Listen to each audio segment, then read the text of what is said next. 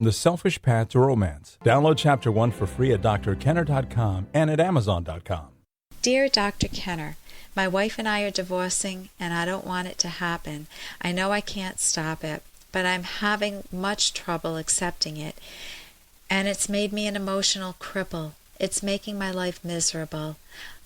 I know she doesn't love me, and probably never has, but I love her more than she will ever know.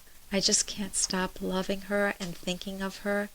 I've been receiving the typical advice from well-meaning sources, but nothing that I did already, or it's nothing that I didn't already know or try. Can you tell me something tangible that I can use to stop this emotional pain and suffering that I'm experiencing? If I don't do something soon, I fear I will just lose control and react in a very irrational way. Please help me take the pain away, Ron. Okay, Ron. First thing is, if you are losing someone you genuinely love, you've got to go through the grief process, so I'm not going to take your pain away. I mean, that part of your pain you've got to deal with. It's a loss, it's a legitimate loss, and you're very sad about it. You've got to let yourself cry and feel the pain. If you try to repress it, you'll do more damage in the future because you'll be afraid of your own emotions. The second thing I would stop immediately is don't tell yourself you're an emotional cripple. Don't frame it as that you will act in an irrational way, because your subconscious hears what you say. It's like sending an order down saying act in an irrational way if you can't get out of this and now you're an emotional cripple. Just see that reframe it as you're a person going through a lot of stress, and you want to have empathy for yourself. You want to treat yourself as your own best friend. My guess is you wouldn't tell your friend to act in an irrational way or that he or she's an emotional cripple. The next is to recognize that it's very possibly a self-esteem wound. It's not. If your wife has good character traits, which I'm assuming, and she's leaving you, you may feel that I'm not a good person if she doesn't love me, which will make you want to cling to her. If you know you're already a lovable person, then you need social support. You need to see it in the eyes of those who admire and love you. If you're not a lovable person, make yourself more lovable. Use this as an opportunity for self-growth. And also, you wouldn't want your wife to stay with you. If she genuinely doesn't love you and she hung around, she would be resentful of you. You would know that you were an object of pity, and that's not going to help anyone. So I highly recommend that you give yourself some help, maybe get some therapy to help yourself through the grief process and manage this better. And here's a little more from Dr. Kenner. Dad and I had another fight. So I'm afraid if we stay under the same roof together, we'll do irreparable harm to the relationship we have as it is. You might remember why you moved him in the first place. You wanted to get closer to Dad. I still do. There isn't anything I'd like more, but he makes it impossible. I can't read my book, I can't have my coffee, I can't have any peace in my own home. So what you're saying is you want to be closer to Dad, but you don't actually want him around. Okay, now that was Niles, and obviously that's from Frasier. Niles equivocating, meaning he's trying to make Frasier feel guilty. Niles doesn't want to take Dad in, and so he's trying to say, you want to get closer to Dad, but you don't want him around, meaning you're full of contradictions, buddy. You want Dad and you don't want Dad. But that is not the case. Niles is wrong. There's not a one of us alive that doesn't enjoy our privacy, that doesn't enjoy time down, time alone, especially if the healthier you are, you enjoy your own mind, you enjoy your own company, and your style of living may be very different from your father's or your mother's, even if they're very good people.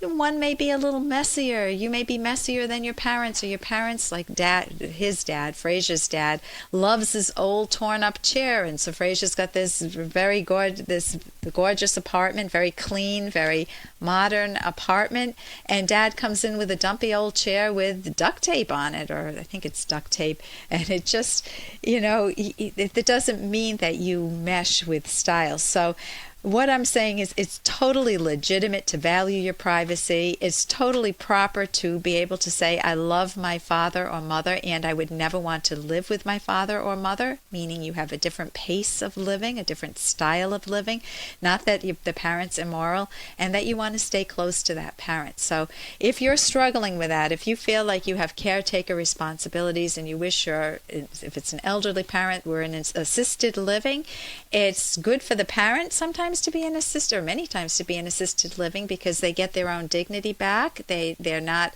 barging in and living off their children. If they want to live off their children and ruin their lives the way their children ruin their lives, then I wouldn't go for that. I don't think that's right. I don't think anybody has a right to be an unwanted burden on somebody else, unless you have very young kids. If you're a parent and you have kids and you don't want your kids because they have bad character traits, then you obviously need therapy, and family therapy I would recommend there. But you don't have to take on, if there are other alternatives, the unwanted obligations. Of course, Fraser and his dad, they get along so well at other times that this is just an out of context moment for them. So right now I want to turn to our after hours line for a parent who's struggling with potty training, toilet training. We've all been there. I got a problem with a 3-year-old child. He sometimes goes to potty and sometimes he doesn't go. What could be the problem? We do all kinds of things and to try to get him to go, but he does it one day and then another day he does it on the floor. What could be causing this? Okay. When you're talking about potty training, first you want to rule out any mechanical problems, which are doubtful that there are mechanical problems, but you can talk to the pediatrician and see if he's in good working order, if all his parts are working well. Then what it could be is anxiety or anger, any emotions. Kids and parents get into power struggles over potty training. Parents, as you say, do all kinds of things, but you didn't name what you do. Sometimes they try to bribe, and when bribing doesn't work, they get angry, then they get frustrated. I mean, if you have poops on the floor, you can be really frustrated if you're late for a doctor's appointment, or you're late for getting to some event that you want to go to.